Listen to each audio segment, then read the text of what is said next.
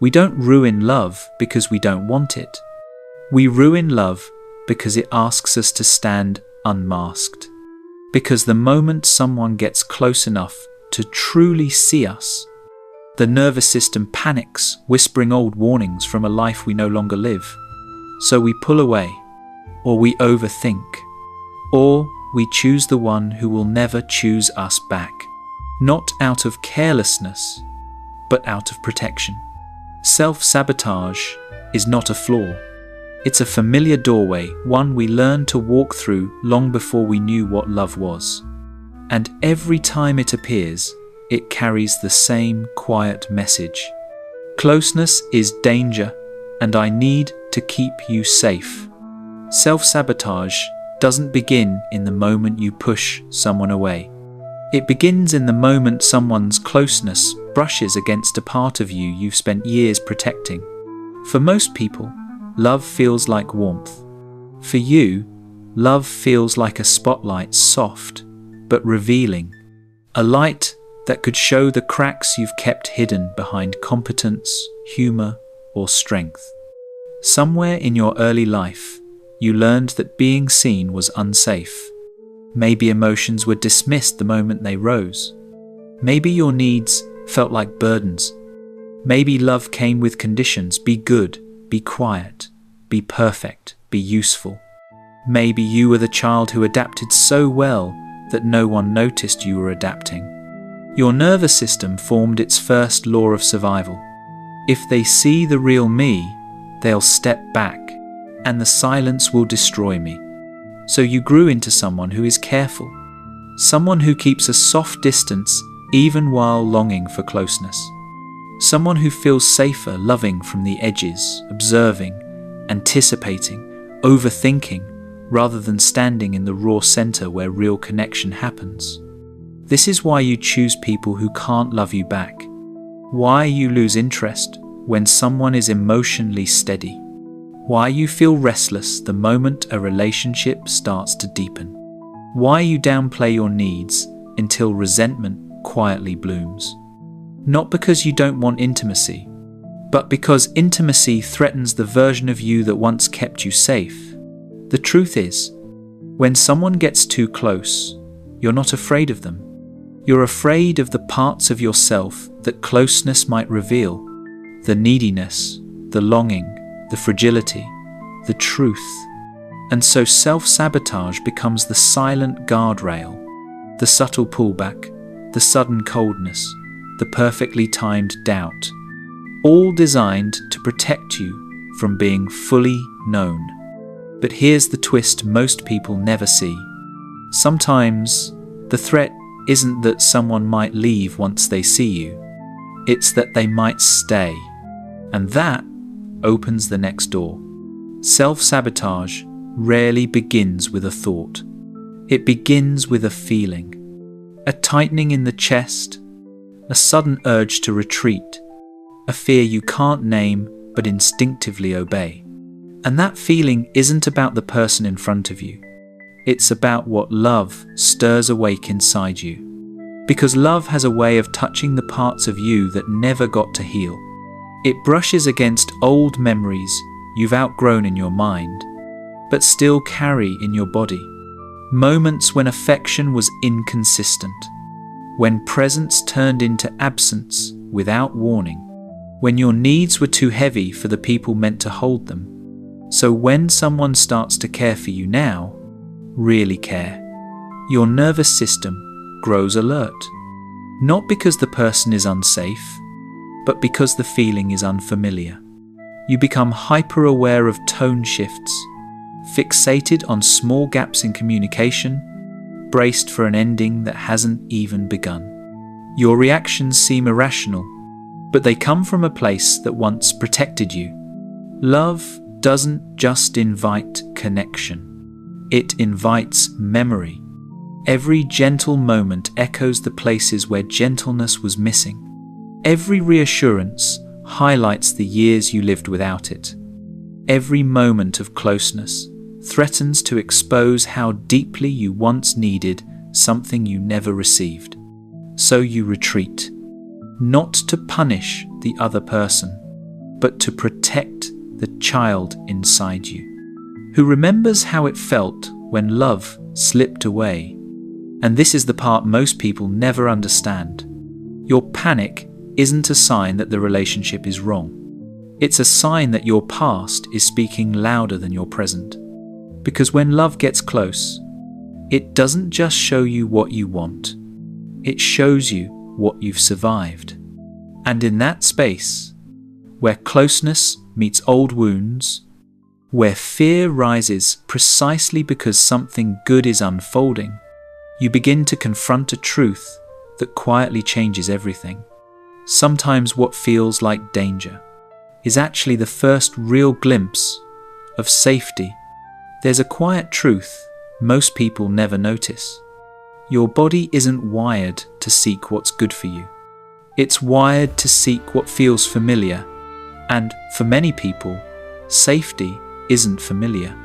Consistency isn't familiar. Emotional steadiness isn't familiar. Being chosen without having to earn it isn't familiar. So when someone shows up in a grounded, gentle way, replying without games, offering affection without pressure, staying steady even when you wobble, your mind tells you this is healthy, but your nervous system whispers something entirely different. This doesn't match what I know. Something is off. Retreat. It's not that you prefer chaos. It's that chaos once taught you the rules. You learn to read silence like a language. You learn to listen for shifts in tone as if they were storms. You learn to anticipate disappointment so you could brace for it early. You learned that love came with conditions, moods, or unpredictability. So when someone offers a version of love that doesn't demand those skills, you feel unanchored, as if the ground beneath you has gone soft. Healthy love can feel threatening when your nervous system only associates intensity with intimacy. When your past taught you that calmness means something is about to change. When reliability feels suspicious because it's so rare. This is why you sometimes feel more drawn to the unavailable person than to the one who's emotionally present. The unavailable one fits the template your body recognizes. The present one asks you to step into a new reality. Your body hasn't learned to trust yet. And so you pull back. You second guess. You overthink. Not because safety is wrong, but because safety feels foreign. What most people call self-sabotage is often just your nervous system trying to keep you near what it understands. But here's the quiet turning point. The moment everything begins to shift. When you start to notice that the fear doesn't come from the relationship. It comes from the unfamiliar softness inside it. A softness that asks you to receive, to rest, to let go of old defenses, and to imagine what love might feel like without the armor. There's a kind of self-sabotage that doesn't come from fear of the other person, but from fear of yourself, fear of what you'll become once someone matters. Because for many people, love was never gentle. It was responsibility. It was emotional labor. It was reading moods like weather reports. It was being needed more than you were understood. It was holding families together with your bare hands while no one noticed the weight. So somewhere along the way, you learned that closeness comes with a cost. That loving someone means losing pieces of yourself in the process. That connection demands caretaking, sacrifice, or shrinking. That your identity must bend to keep the peace. And now, as an adult, even a healthy relationship can trigger that old dread. If I let you in, will I disappear again? You feel it in subtle ways. The hesitation before opening up, the instinct to manage another person's emotions, the fear of asking for what you need, the quiet calculation of how much of yourself you can safely give without losing balance. You try to stay independent, not because you don't want love, but because independence is the one thing no one could ever take from you. It became the safe place you built, when connection didn't feel like a choice. So when someone offers intimacy now, you don't just measure how much you like them. You measure how much of yourself you might have to trade. Self-sabotage shows up as distance, as detachment, as pretending you don't care as much as you do, all because the version of love you grew up with taught you to equate closeness with losing yourself. But the real conflict isn't between you and the other person. It's between the part of you that craves devotion and the part of you that remembers the cost of needing anyone too deeply. And somewhere inside that tension, between desire and self-protection, between longing and fear, you begin to sense something shift. Because the moment you realize you're not afraid of love itself, you're afraid of disappearing inside it, is the moment a deeper truth begins to surface. There is a moment in every deep connection when the relationship stops being about the other person and starts becoming a mirror. Not the flattering kind, the honest kind, the kind that reflects back the parts of yourself you've spent years tiptoeing around. Because real intimacy doesn't just show your tenderness. It shows your fears, your insecurities, your patterns, the small, unhealed corners of your heart that you prefer to outrun. And this is where self-sabotage quietly begins. Not in the big, dramatic moments, but in the subtle discomfort of being truly known. You might notice it in the way you tense when someone asks how you really feel, in the way you downplay your needs because you're scared they'll seem too much, in the instinct to hide your sadness because vulnerability once led to disappointment, in the fear that if someone sees your flaws, they'll reconsider wanting you. We talk about fear of abandonment, but rarely about fear of exposure. The fear that if someone looks too closely, they will find the parts of you you've avoided finding yourself. That maybe you're not as healed as you pretend, not as strong as you perform, not as put together as you appear. Love has a way of peeling back the layers you built for survival, the emotional armor, the practiced independence, the polished self-sufficiency, and suddenly the version of you that the world applauds feels threatened by the version of you that love awakens. The soft one, the longing one, the unfinished one.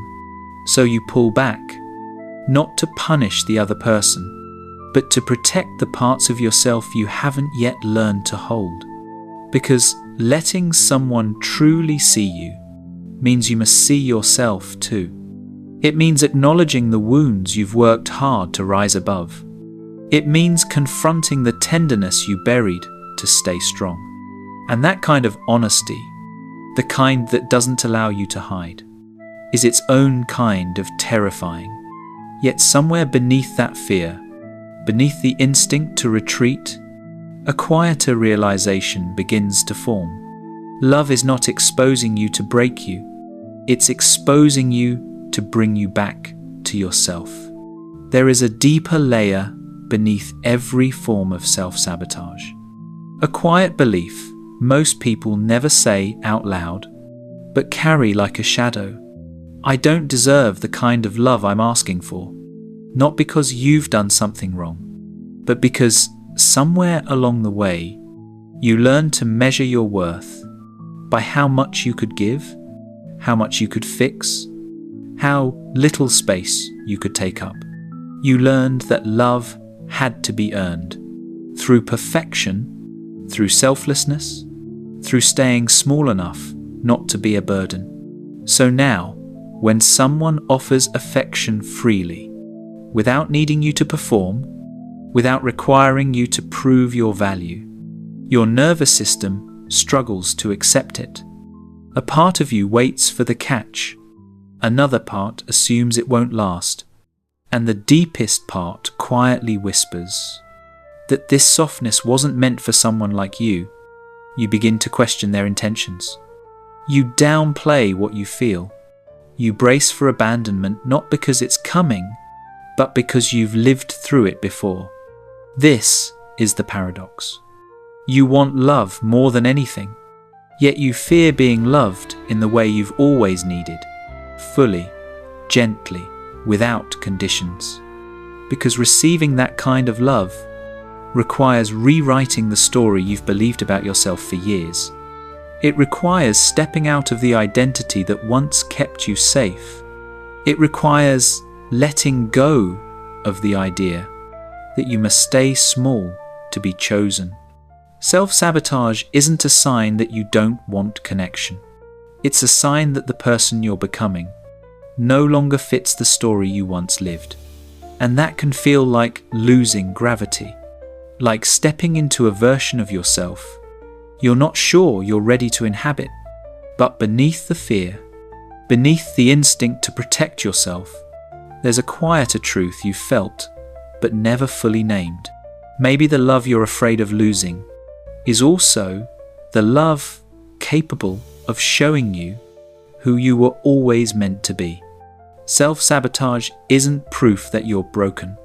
It's proof that a younger version of you is still trying to keep you safe, the only way it knew how.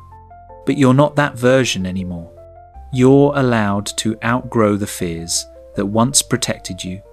You're allowed to choose connection over caution. You're allowed to let yourself be held, without shrinking, without performing, without waiting for the moment everything falls apart. The truth is simple, but not small. You deserve the kind of love that doesn't confuse your nervous system, the kind that feels steady, the kind that lets you stay whole. And maybe the first step toward that love is finally believing you're worthy of receiving it.